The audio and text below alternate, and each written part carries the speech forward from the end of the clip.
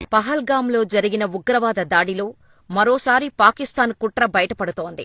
రహస్య సమాచార వర్గాల ప్రకారం ఉగ్రవాద దాడి పాకిస్తాన్లోనే స్కెచ్ వేశారని తెలుస్తోంది. దాడి వెనుక హఫీజ్ సయీద్కు అత్యంత సన్నిహితుడైన సైఫుల్లా కసూరి చేయి ఉందని చెబుతున్నారు. అందుకే పాకిస్తాన్కు బుద్ధి చెప్పటానికి భారతదేశం కీలక నిర్ణయాలు తీసుకుంది. అందులో అత్యంత ముఖ్యమైన నిర్ణయం సింధు జల ఒప్పందాన్ని రద్దు చేయటం. భారతదేశం తీసుకున్న ఈ నిర్ణయంతో పాకిస్తాన్ నీటి కోసం దిక్కుతోచని స్థితిలో పడే ప్రమాదం ఉంది. పహల్గాం ఉగ్రవాద దాడిలో 26 మంది ప్రాణాలను బలికొన్నారు. అప్పటినుంచి యావత్ భారతం ఆగ్రహంతో ఊగిపోతోంది. పాకిస్తాన్పై ఎలాంటి చర్యలు తీసుకుంటారనే ఆసక్తితో కేంద్రమై ప్రజలంతా ఎదురుచూశారు. ప్రధానమంత్రి మోడీ అధ్యక్షతన జరిగిన సమావేశంలో 1960లో జరిగిన సింధు జల ఒప్పందాన్ని రద్దు చేయాలని నిర్ణయించారు. భారతదేశం తీసుకున్న ఈ నిర్ణయం ఒక్కసారిగా పాకిస్తాన్ మొత్తం దాహం కేకలతో అల్లాడిపోనుంది. ఇంతకీ సింధు జల ఒప్పందం గురించి పూర్తి వివరాలేంటో చూద్దాం. భారత-పాకిస్తాన్ విభజన తర్వాత రెండు దేశాల నీటి అవసరాలను తీర్చడానికి ఈ ఒప్పందం కుదిరింది.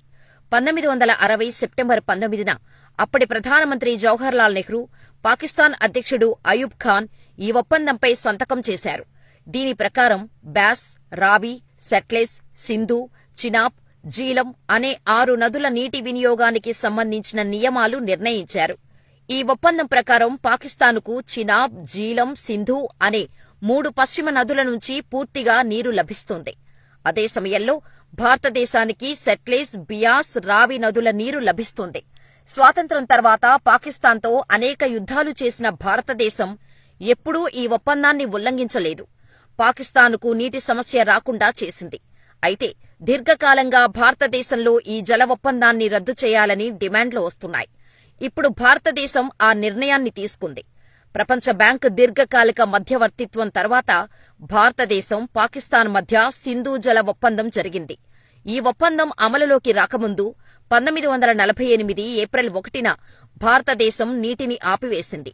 దీనివల్ల పాకిస్తాన్ పంజాబ్లోని 17 లక్షల ఎకరాల భూమి నీరు లేక బీడుగా మారింది.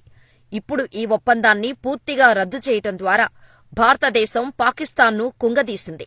నిజానికి పాకిస్తాన్లోని పంజాబ్, సింధు ప్రాంతాలు వాటి నీటి అవసరాలను తీర్చుకోటానికి చినాబ్, జీలం, సింధు వంటి నదుల నీటిపై పూర్తిగా ఆధారపడి ఉన్నాయి.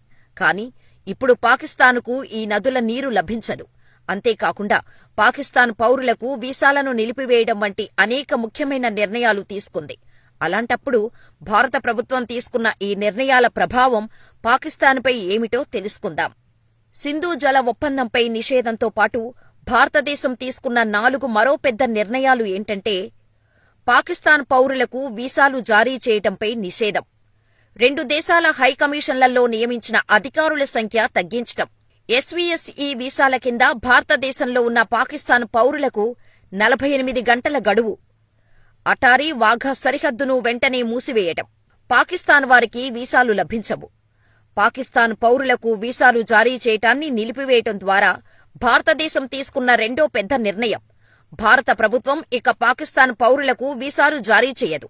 దీని ప్రభావం చికిత్స కోసం భారతదేశానికి వచ్చే పెద్ద సంఖ్యలో పాకిస్తాన్ రోగులపై పడుతుంది. వాస్తవానికి గత కొన్ని సంవత్సరాలలో భారతదేశం పెద్ద మెడికల్ గమ్యస్థానంగా అవతరించింది. అనేక దేశాల ప్రజలు చికిత్స కోసం భారతదేశానికి వస్తున్నారు. వీటిల్లో పాకిస్తాన్ కూడా ఉంది.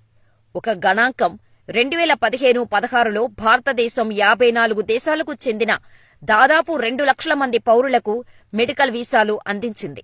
వీటిల్లో పెద్ద సంఖ్యలో పాకిస్తాన్ వారు కూడా ఉన్నారు. మీడియా నివేదికల ప్రకారం 2015-16లో ప్రతి నెల దాదాపు 166 మంది పాకిస్తాన్ పౌరులు చికిత్స కోసం భారతదేశం వచ్చారు. 2017లో మెడికల్ వీసాల నిబంధనలు కఠినతరం చేసింది. ఇప్పుడు భారతదేశం పాకిస్తాన్ పౌరులకు వీసాలు జారీ చేయదు. ఈ నిర్ణయం ఇప్పటికే భారతదేశంలో చికిత్స పొందుతున్న పాకిస్తాన్ రోగులకు కూడా షాకిచ్చింది.